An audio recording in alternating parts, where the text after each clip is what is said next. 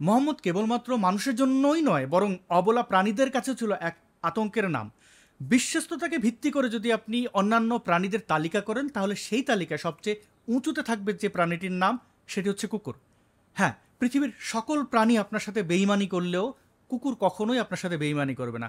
সেই নিরীহ প্রাণীটার ক্ষেত্রেও ছিল মোহাম্মদের ভয়াবহ বিদ্বেষ। সে শুধু তার সময়কার কুকুরদের নিধনই করেনি, বরং তার অনুসারীদেরকে বলে গেছে যে এই প্রাণী মেরে ফেলতে হবে। চলুন আমরা বেশ কয়েকটি হাদিস থেকে তার এই সকল ভয়াবহ এবং কুৎসিত চিন্তা সম্পর্কে জেনে নিই। কেনই বা তাকে আমরা মরুর ডাকাত বলি, কেনই বা তাকে আমরা এত ভয়াবহ ব্যক্তি হিসেবে দেখি, সেই প্রমাণ পাবো তার বলে যাওয়া দলিলগুলো থেকে। প্রথমে আমরা এই যে হাদিসটি দেখছি, এটি হচ্ছে সহিহ বুখারী তৌহিদ পাবলিকেশন, হাদিস নাম্বার 3323। আবদুল্লাহ ইবনে ওমর হতে বর্ণিত, মোহাম্মদ কুকুর মেরে ফেলতে আদেশ করেছে। প্রিয় বন্ধুগণ, এবার ভেবে দেখুন মোহাম্মদ এবং তার ডাকাত বাহিনীর সদস্যরা কত বড় বড় এক একটা উন্মাদ ছিল, নিষ্ঠুর এবং বর্বর ছিল। আজকের এই সমাজে যদি কোনো নেতা বা কোনো দেশের প্রধান এরকম কোনো ঘোষণা দেয় যে আমাদের উপত্যকার সকল কুকুর মেরে ফেলতে হবে, তাহলে কি তার এই উন্মাদনা কেউ সহ্য করবে? নিশ্চয়ই না। সুস্থ চিন্তার মানুষরা নিশ্চয়ই এই অন্যায়ের প্রতিবাদে রাস্তায় নামবেন। হ্যাঁ, সেই সময় অর্থাৎ আজকে থেকে 1400 বছর আগে কুখ্যাত মরুর ডাকাত যখন মক্কা উপত্যকা দখল করে নেয়, তখনও কিন্তু সেখানে কিছু সুস্থ চিন্তার মানুষ ছিল যারা এই অন্যায়ের প্রতিবাদ করেছিল, বা তার এই চাপিয়ে দেওয়া বিষয়টি খুব ভালোভাবে গ্রহণ করেননি। তাই মোহাম্মদ বাধ্য হয়ে নির্দিষ্ট একটি রঙের কুকুরকে হত্যা করতে বলেছিল। চলুন আমরা তার মুখের কথা বা হাদিস থেকে দেখে নিই। সুনান আবু দাউদ ইসলামিক ফাউন্ডেশন, হাদিস নাম্বার 2836। আবদুল্লাহ ইবনে মুগাফফাল হতে বর্ণিত, মোহাম্মদ বলেছেন, যদি কুকুর আল্লাহর বহুজাতিক সৃষ্টিজীবের মাঝে এক জাতীয় সৃষ্টি না হতো, তবে আমি তাদের হত্যার নির্দেশ দিতাম। এখন তোমরা তাদের মধ্য থেকে কেবলমাত্র কালো বর্ণের কুকুরদেরকেই হত্যা করবে। প্রিয় বন্ধুগণ, এখান থেকে মোহাম্মদের বক্তব্য তথা হাদিস থেকে আমরা স্পষ্ট প্রমাণ পেলাম, প্রথম দিকে সে সকল ধরনের কুকুরদেরকে হত্যার নির্দেশ দিয়েছে, এবং তার যে ডাকাত বাহিনীর সদস্যরা রয়েছে অর্থাৎ সাহাবিরা, তারা সকল প্রকার কুকুরদের ধরে ধরে নির্মমভাবে হত্যা করেছে। যদিও কিছু কিছু বড় বাগানের কুকুরদের তারা ছাড় দিয়েছিল তাদের বৃহৎ স্বার্থ রক্ষার জন্য।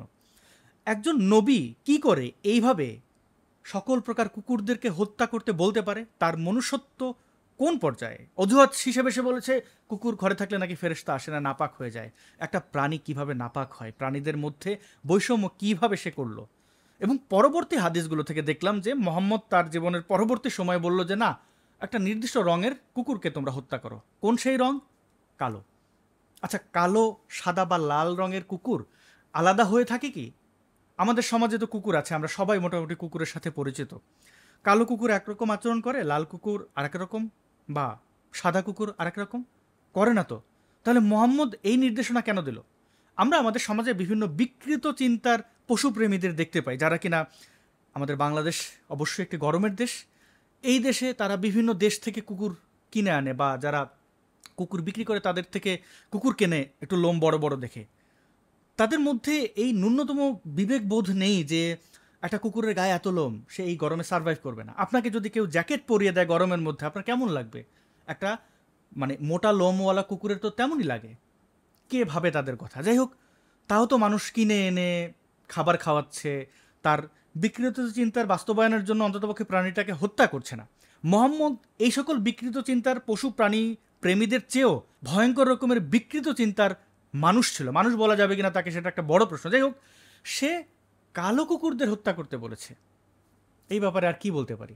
প্রিয় মুসলমান বন্ধুগণ, আপনারা একটু নিবিড়ভাবে চিন্তা করে দেখুন, আপনাদের পছন্দের ব্যক্তি, আপনাদের কাছে সর্বশ্রেষ্ঠ মানব মোহাম্মদ, সে কেমন চিন্তা ভাবনা লালন করত।